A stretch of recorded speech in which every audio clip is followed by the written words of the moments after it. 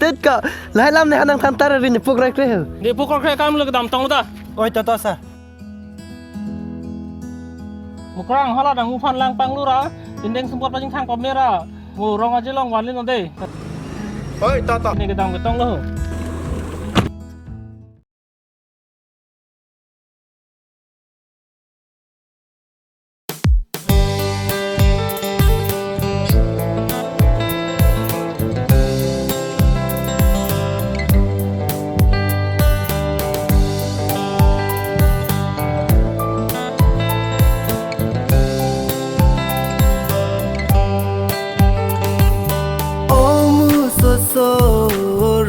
Nang onon da dunang rong aje along an kilun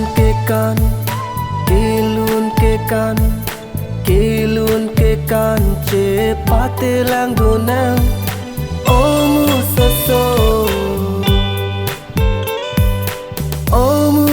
so rijak nang onon da dunang rong aje along an kilun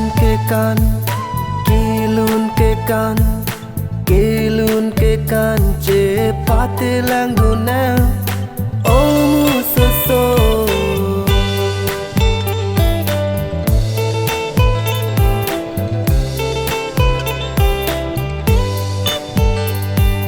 akli mang par riso eja sarpu ta dojiti muso akli mang par riso eja sarpu ta dojiti muso da dunang itum tamu so ali raja pidun lona kilun ke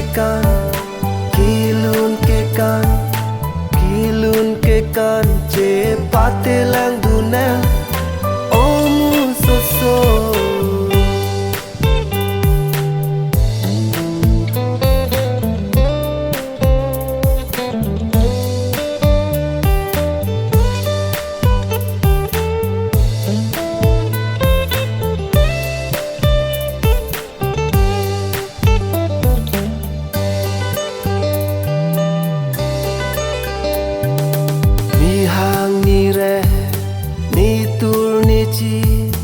doan karbi wang perlo lada jutang juba pindeng sumpot ipi alam pacan verlona da dunang itum tamu soso ali raja pidun lonang kilun ke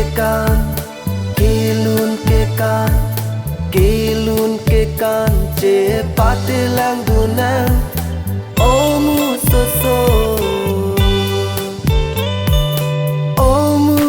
so rijak nang onon da dunang rong aje along an kilun